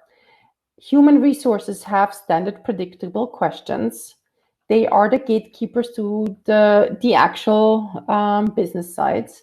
They need to understand the candidate's motivation. They verify culture fit, and they very often use competency-based interviews. That would be, give me an example of that demonstrate teamwork, leadership, solving a problem, when you made an important decision, when you had to communicate something difficult, etc. One of their roles is also to verify the truthfulness of the CV, because everybody lies, or at least everybody expresses the same thing differently. I believe we talked about that at the beginning of module 1. International experience could mean so many different things to so many different people. It could mean somebody has worked and lived in 9 countries. It could mean they worked at an international company, or worked at a local company with international clients, or they worked at headquarters and had an international team. So truthfulness, or also to verify how certain things are defined. When you talk to the business sides, here make sure to demonstrate what is your added value, what's your unique selling proposition, what problems can you solve. And what's very, very, very important, and remember one of the things I mentioned a couple of slides ago, remember the context of company, market, etc., and the channel you used. So if you were the one who initiated contact, if you were the one who, as a sales manager, got in touch with the CEO, or with this, or as a CEO, you got in touch with another CEO higher up in the regional structures, you need to have ideas and do the proper research up front. So these are not traditional interviews. You need to be much more prepared. So you need to show and demonstrate where you could potentially fit in the organization and what kind of problems you can solve there. And this has been the source of a lot of mistakes and a lot of lost opportunities, because the fact that business spends half an hour with you based on direct approach means they see a need, but then can you sell that you are the solution to their problems during an interview? And this is on your side fully. Further recommendations: have arguments and reasons ready for why should you be on the long list, why are you shortlist material? Why are you better than the other 500 candidates? So this is one other way to look at interviews. And the thing is, if you don't know why you are better, they won't know it either. So you need to spell it out for them. And now I have a question for all of you, and I know it's might be a bit late, or you might be surprised why I waited an hour and 36 minutes to ask the question. But question to all of you: what is an interview? What would you say? How would you define an interview? What is an interview?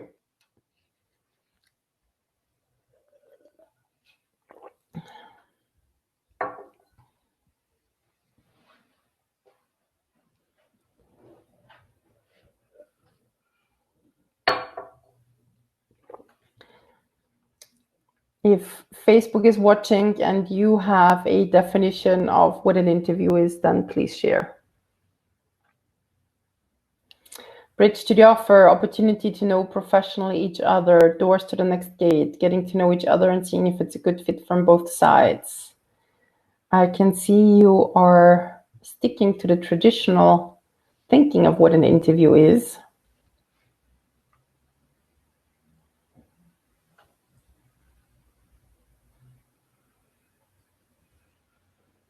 Negotiations, connection. Okay, I'll help you. And this is another tip, especially for those actively looking for a job.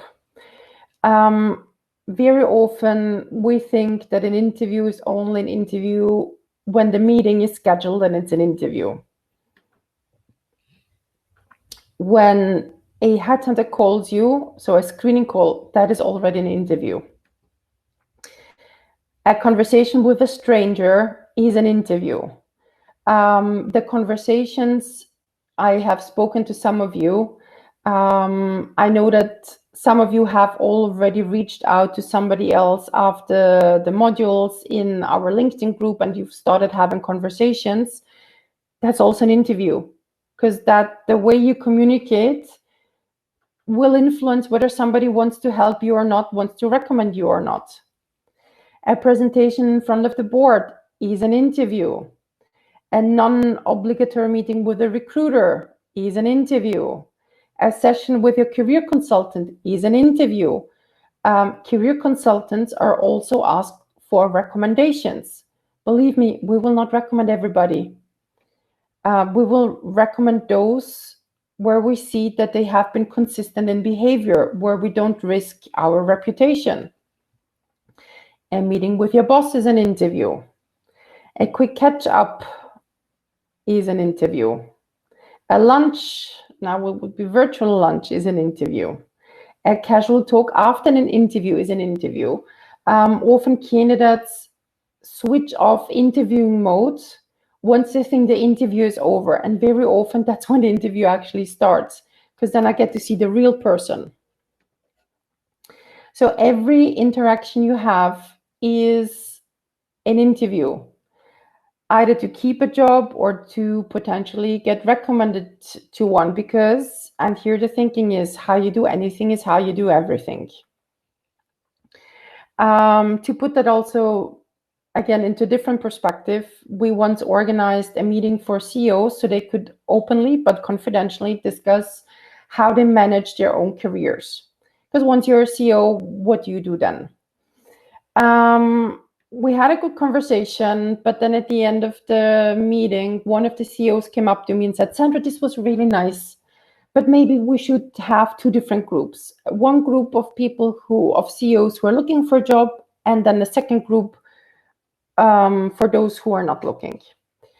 To which I then replied, everybody's always looking, but not everybody knows it yet, or they don't know how fast it will happen. And especially now, having a professional interaction, you don't know if you do have a job, you don't know if there is a CEO, CFO, somebody with an Excel spreadsheet saying, we need to cut 10%. And we know with the conversations with HR people, some human resources departments have been tasked with preparing backup lists of people ready to be fired depending on how quickly the economy picks up. So you might be currently interviewing to keep your job. Or if you make a good impression, then at least they might be able to help you get the new job with a better recommendation. And again, how we move about at work, outside of work, on a group on LinkedIn, this is your personal brand. And again, how you do anything is how you do everything. So final tips, as will come with no surprise, prepare. Practice difficult questions. What are difficult questions? About career breaks, sabbaticals. Career breaks. Sometimes people say, oh, but this was a sabbatical. Was it a real sabbatical, or just couldn't you find a job? Why did you leave a company? Why did you only spend 4 months there? Or anything else that you find difficult. Practice the answers. Now, we are now at the after stage. So we've done what you do before, what you do during an interview, and what you do after an interview.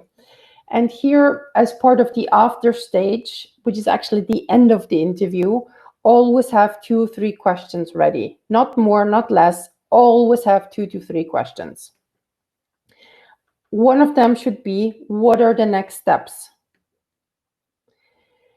And then send a thank you email with a summary of what was discussed within 24 hours. If you haven't confirmed or clarified the next steps, and this is then when we as career consultants get the question, so when do you think is it good to follow up? And then we would ask, well, what did you agree on? Oh, we didn't agree on anything. Well, then I don't know what to tell you. So make sure to confirm the next steps, who contacts whom and by when. Make sure to follow up 3 to 7 days after the agreed deadline. So let's say the next step is with the interviewer, and the interviewer says, oh, I'll give an answer by next Friday. Give them Friday, give them Monday, give them Tuesday, and then maybe Tuesday or Wednesday, then do the follow-up.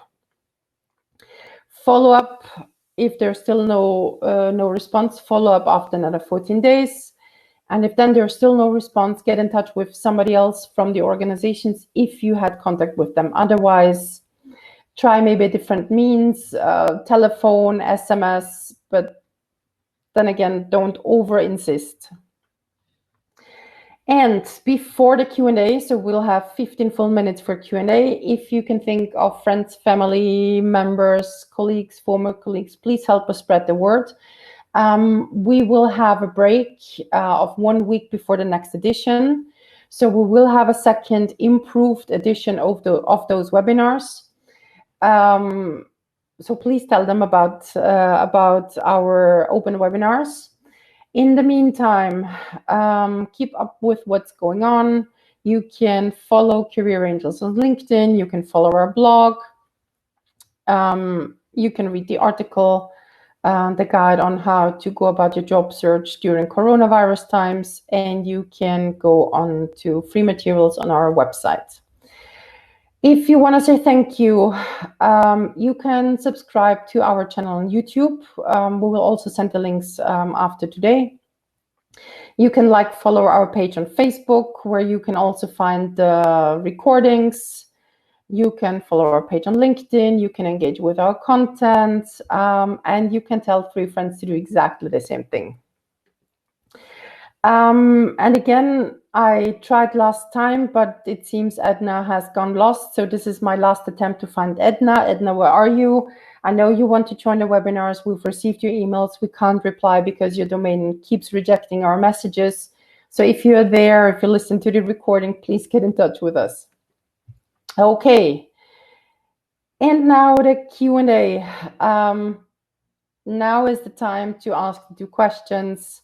What are the 2 most difficult interview questions for you? And I'll do my best to help you answer them, or how to answer them. So now the majority of you should be copy-pasting something you have already prepared.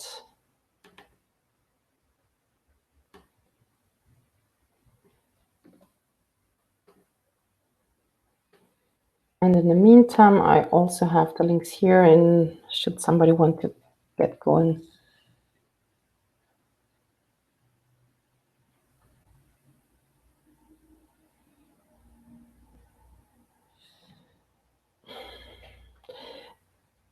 Please make sure that the question is an actual question. Okay, good. Andre. So the interview would say, I see you have changed jobs frequently. How can we be confident that you will not do the same with us? Okay. Andre, this question is a good question. To say, talk to the skeptic before he speaks to you. Now, there are probably good reasons for why there were so many changes. Now, here I would go 1 step back and look at, can we fix that on a CV level? And instead of seeing 5 jobs in 5 years, maybe if we delete the months, can we make it 3 jobs in 5 years? So first, I would look at the document itself. Maybe that can be fixed. And then this is a good example to use that, talk to the skeptic before he speaks to you. So can you please tell me about yourself? I'm now making stuff up. I have been in marketing for the last 10 years. My specialization is digital marketing and social media. And then I'd add some interesting, relevant bits. And then I'd say, well, one of the things, and I'm sure you have seen it in my CV, it might seem that my career looks a little bit unstable because I've had 3 jobs in 5 years. I have good reason for it. The first one, the company decided to exit the market.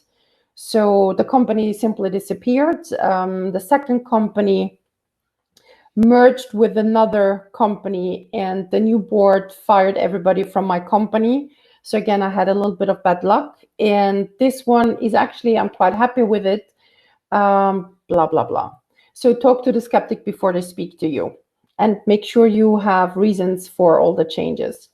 If, and that's a tip for everyone on a CV level, if there are changes that were not influenced by you, for example, company went bankrupt, they exited the market, there was a merger, add that information to your CV. For example, reason for leaving, company went bankrupt or exited the market, or something. Okay. Where would you like to be in 5 years? Technology is changing so fast that in my opinion, there's no sense to ask this question anymore. Oh, okay. So the question, where do you see yourself in 5 years? I probably shouldn't be saying that out loud, but I'll do anyway. There is only one right answer to the question. This is the only interview question that doesn't make sense. That in a sense, it doesn't make sense in a sense. Here the recruiter or almost nobody, they don't really want to hear the truth. So they don't want to know that in 5 years you want to have your own business, or that in 5 years you will be in the third company, or that you will move to a country where the company that you're applying for isn't even located, or that you want to have 2 more kids. No.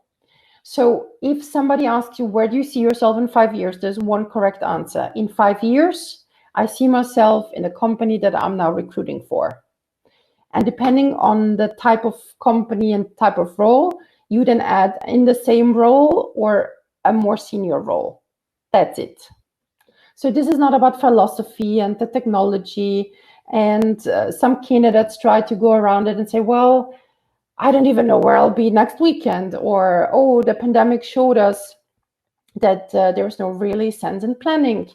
But it does, I mean, yes, on the other hand, they want to know, do you see yourself in this organization? If you are on a certain track, do you want to stay at the same level, or do you have ambitions to move up? Do you want to be then, I don't know, go from analyst to senior analyst, from project manager to head of PMO office, etc., etc. So it should show, I want stability, but if there is change in the next 5 years, do you want to go up, to the side, broader competencies, become a more in-depth expert?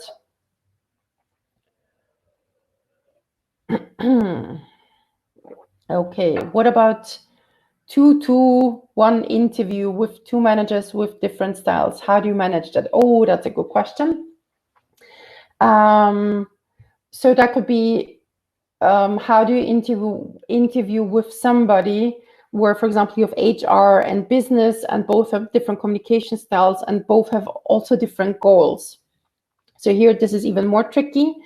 You need to remember to give answers that will make both sides happy. So if you know HR is there, make sure to mention competencies or philosophy or management styles, but then also give the concrete results. So managing a 2 or even 3-to-1 interview is tricky because your audience is bigger. Okay, next question. I see that you have been head off with a team of 10 people and even not always direct reports. I see a huge gap with the objective of 30 direct reports in our job description. That is a huge problem for us. What do you think? Good question. So if somebody,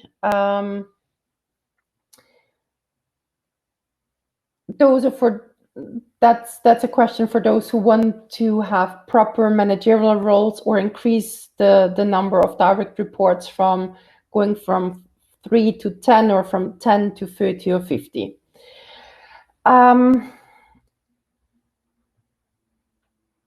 Okay, here my recommendation is to read up on management literature and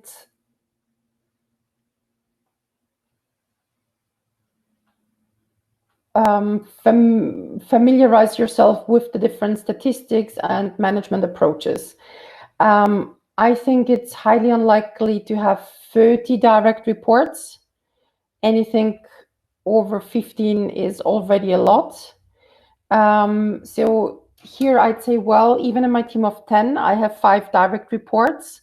So, or 7 direct reports. The difference between managing 10 and 30 people is that instead of 5 direct reports, I'd have 7 or something. So find a way to show the difference between managing directly people who then, I hope you know what I mean, Thibault. So this is one thing. Another one is to find examples of complexity in projects and programs with a lot of stakeholders involved. Sometimes you have to manage not 30 people, but 50, 60, 70. So you can also show complexity and say, listen, sometimes it's much more of an effort to manage 60 different people based in 5 different locations. And I've done this. So if I have 30 people in one location where I only have so many reports, so I hope I'm not sure I was clear enough. Good. If I could not have found a job for quite a long time, how do you just do? Okay, next question. If I haven't been so here the question is, I haven't been working for a year. How do I justify it wisely? Well, number one, call it a planned sabbatical. Number two, immediately start. Well, make a list. One, make a list of all the things you did do during those 12 months. And if that's not too impressive, too productive, too something, then immediately start courses that confirm your competencies. Do courses on Coursera, LinkedIn Learning, Udemy, etc., and add them to the sabbatical time. So when you interview and somebody, well, so what happened? After 17 years of working, I decided to take a 1-year break to recharge my batteries and work on my personal and professional development, blah, blah, blah. So I've worked on my digital competencies, completed courses in digital marketing and this and that. So this is how I'd spin it.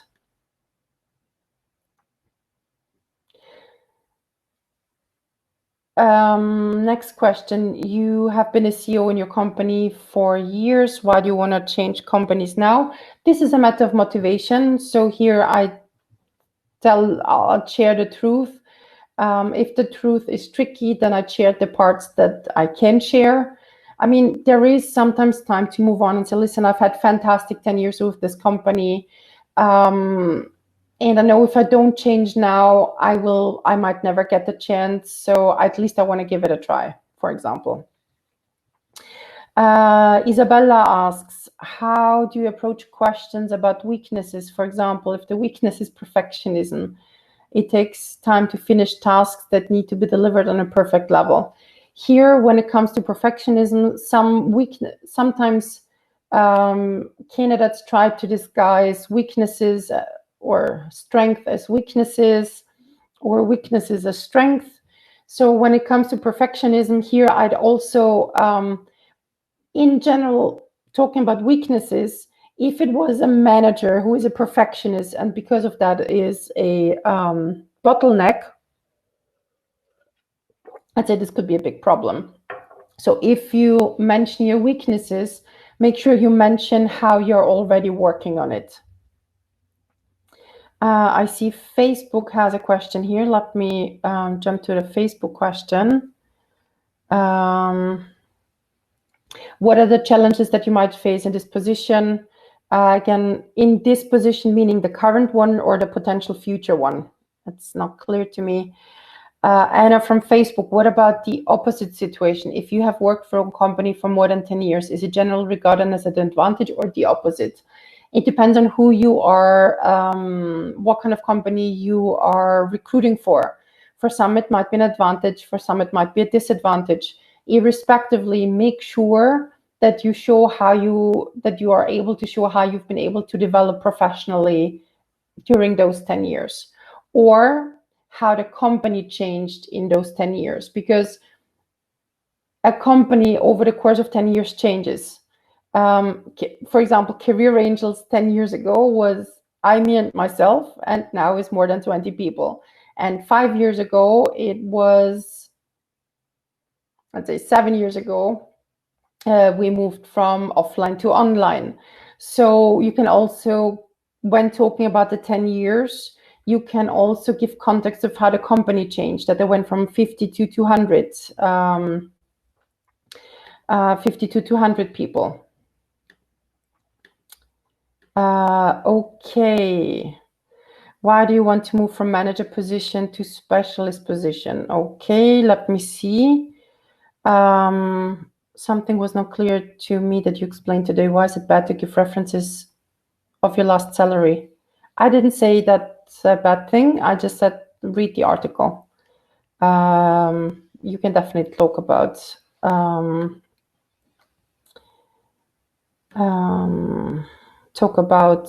salaries. One more Facebook question. Thank you for such a great material. There's no difficult question for me, but maybe you have some tips on how to answer short and to the point. Thank you. You can answering short and to the point if somebody is, let's say, expressive and their recruiter has an analytical or driver conversation style, it's good to practice it. One of the most annoying opposites is when drivers, analyticals talk to those who speak too much from their perspective, or the other way around, when somebody wants to have a conversation and the other side only answers shortly yes or no. So both ways, tips on how to answer short and to the point. If it's not your natural communication style, I'd say practice, practice, practice, and practice. Do trial runs with somebody. Okay, there are a lot of thank yous. Then I'll take maybe now one last question. Why do you want to move from a manager position, one direct report, to a specialist position? And before you guys start logging off, I did not mention that you also can say thank you by supporting our PayPal crowdfunding efforts. So if you want to do that, we're posting the link here. So manager position to specialist position, one direct report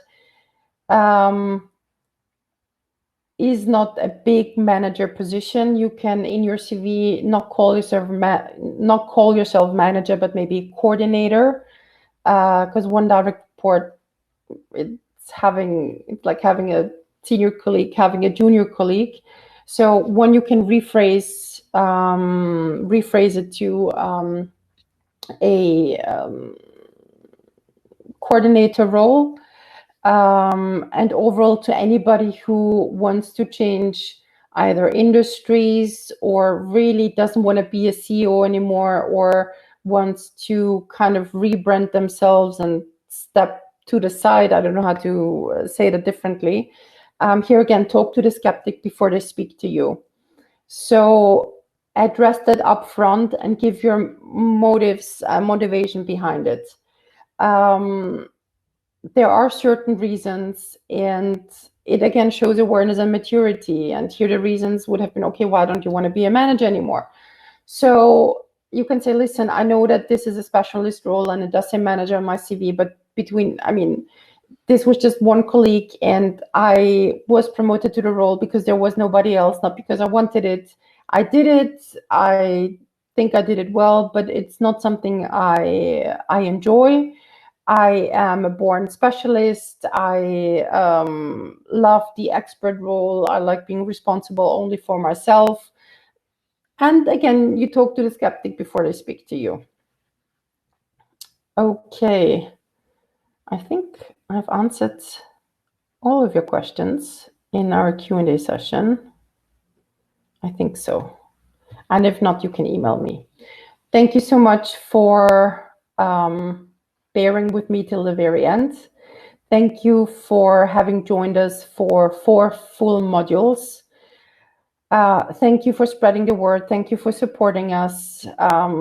We have also been hit by the coronavirus, as you can imagine. So We got to help each other. If you have any questions, please reach out to me and my team, read our materials, find us on LinkedIn. We're more than happy to help. I know that some of you are logging off. I have one last tiny request. Marcelina is the one behind webinar at careerangels.eu, and she's been the one who has been emailing with more than 300 people in the last 4.5 weeks. So if you could please drop her an email saying thank you, Marcelina. It's a surprise. She doesn't know that. Please do that. You all know the email address. It's webinar@careerangels.eu. Just say thank you, Marcelina. And if you want to tell people why it makes sense to watch and join us for the second edition, please also drop us an email saying this is great because, this is great for, so we can include it in the marketing material for the second edition.